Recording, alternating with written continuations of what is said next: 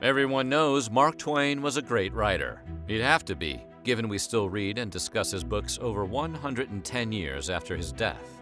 But did you know that being a great writer was just the tip of the iceberg when it came to what made him an interesting man? Well, today we're going to take a look at how Mark Twain was somehow even more interesting than you thought.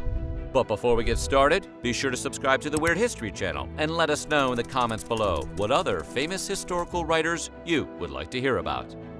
Okay, now as Twain would say, never let schooling interfere with your education.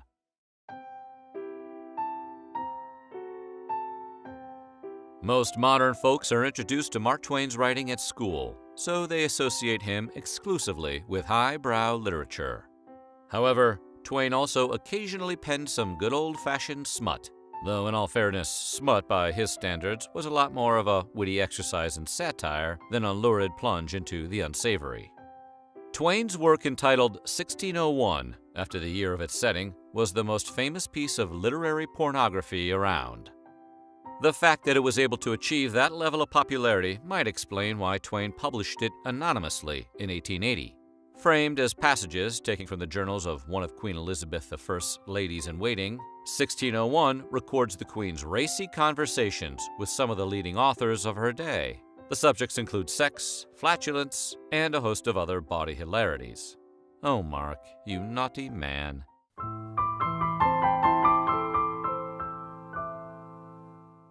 In 1857, when Mark Twain was in his early 20s, he got a job as an apprentice steamboat pilot. He worked on a vessel called the Pennsylvania, situated on the Mississippi River, and eventually got his 19-year-old brother, Henry, a job aboard the same ship.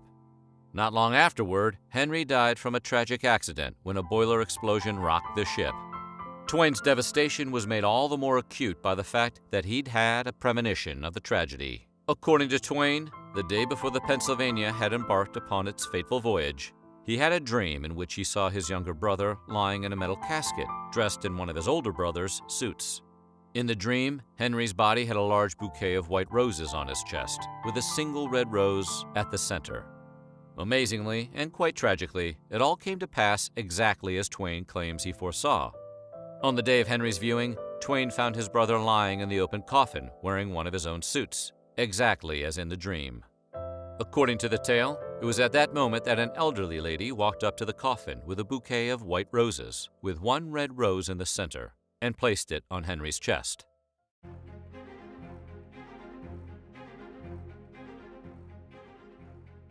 Mark Twain and Halley's Comet had a special relationship, one that ties in no small way into the author's reputation as a psychic. Though Twain was born 2 weeks after the comet's appearance in 1835, he also predicted he would die the day after its return in 1910, and he did. As he stated in 1909, "I came in with Halley's Comet in 1835. It is coming again next year, and I expect to go out with it." He added, "It will be the greatest disappointment of my life if I don't go out with Halley's Comet. The Almighty has said no doubt. Now here are these two unaccountable freaks. They came in together, they must go out together." Whether this prediction, made just a year before his death, was the result of psychic foreknowledge or just a lucky guess, based on the current state of his health, is open to debate. But even if it was the latter, it was a pretty good guess. In addition to his prophetic dream about his brother's death and his famous prediction about his own death coinciding with the appearance of Halley's Comet, Mark Twain was said to have experienced other psychic incidents. According to his mother, Mark predicted his 9-year-old sister's death when he was just 4. And there were other occasions he made wild predictions that seemingly came true. This includes one that was recounted in an 1891 article on mental telegraphy in Harper's. In the article, Twain recalled a time when a friend of his visited Washington, D.C. Although he didn't coordinate with the said individual beforehand, he was browsing in a shop when suddenly the man came back into his mind, and he knew with startling specificity that if he left the shop, turned left, and walked 10 feet, his friend would be standing there. According to Twain, he was right, and the friend was found exactly where he thought he would be.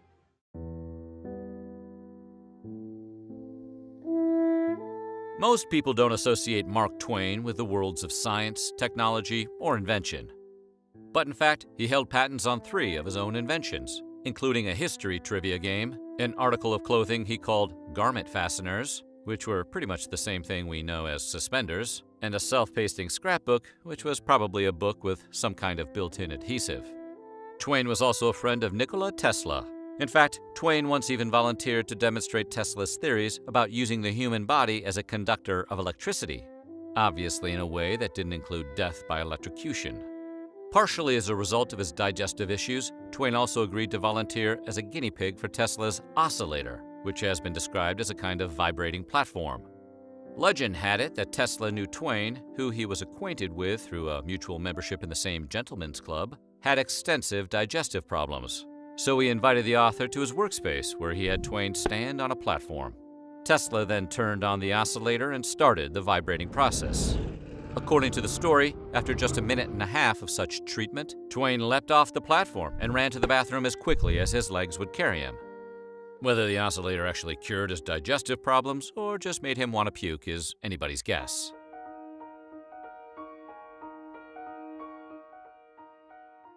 Though Twain briefly continued on his career as a riverboat captain, even after his brother Henry's death, his time on the job ended with the onset of the Civil War in 1861, when riverboat traffic ground to a halt. Now unemployed, Twain joined a Confederate militia known as the Marion Rangers. According to a fellow recruit, he showed up riding a mule and carrying a squirrel rifle and an umbrella, but then he quit only after 2 weeks. Why did he quit? Well, no one is exactly sure, but legend has it that the shortness of Twain's stint in the Rangers was partially the result of the authors being intimidated by none other than Ulysses S. Grant himself. However, many have also pointed out that Twain was a very liberal man who opposed slavery. You're probably wondering, why would any anti-slave liberal join a Confederate militia in the first place? According to Twain later in his life, his temporary participation in the cause was on account of his political ignorance. Infant and child mortality was very common in Twain's era, and while the author had a total of 7 brothers and sisters, only half of the children survived. These survivors included his aforementioned brother Henry, who made it out of infancy but was killed in a riverboat accident at the age of 19. His brother Orion lived to be 72, and his sister Pamela, who lived to be 76. His other brother, Pleasant, lived only 1 year, and his older sister, Margaret, died at 9 from something called bilious fever. We'll spare you the details of what that entailed, but long story short, it was usually caused by malaria. According to his autobiography, Twain's boyhood was marked by a series of near-catastrophic accidents involving water. Young Twain apparently loved being in and around water, but didn't actually know how to swim, which is not the safest combination of traits. In fact, Twain claimed to have almost drowned a total of at least 9 times, including once in Bear Creek and 6 times in the Mississippi. He recalls being fished out of the water on at least one of those occasions by a slave woman, and he was rescued by a young apprentice on another. Despite the fact that history is filled with prominent artists and intellectuals who have little to no formal education, people like poet Walt Whitman, painter Frida Kahlo, and architect Frank Lloyd Wright, many continued to be surprised by the fact that Twain left school after the 5th grade. Twain, who, as we know, would go on to become one of the most accomplished figures in American literature, read voraciously all through his youth. And at 18, he moved to New York and then Philadelphia to pursue a career as a newspaperman. He was highly successful in his chosen profession, and he was never hindered by his lack of formal education.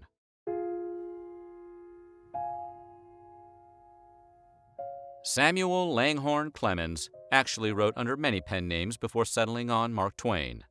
These included Thomas Jefferson Snodgrass, Sergeant Fathom, and we're totally serious here, W. Epaminondas Adrastus Blab. But his final moniker, Mark Twain, wasn't just some random nom de plume. It actually had a very special and very nautical meaning.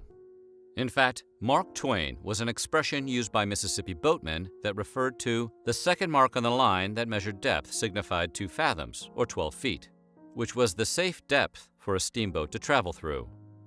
That's right, Clemens' pen name was really more of a pun name. Given Twain's many brushes with death by drowning, it is both ironic and tragic that his youngest daughter, Jean, died by drowning in her bathtub at the age of 25. It wasn't just some random accident either. Jean was killed after suffering a seizure brought on by epilepsy. As you'd expect, her untimely demise weighed heavily on her father. A New York Times piece announcing his death on April 21, 1910, even mused that her tragic death had done much to hurry his end. So what do you think? What's your favorite Twain book? Let us know in the comments below. And while you're at it, check out some of these other videos from our weird history.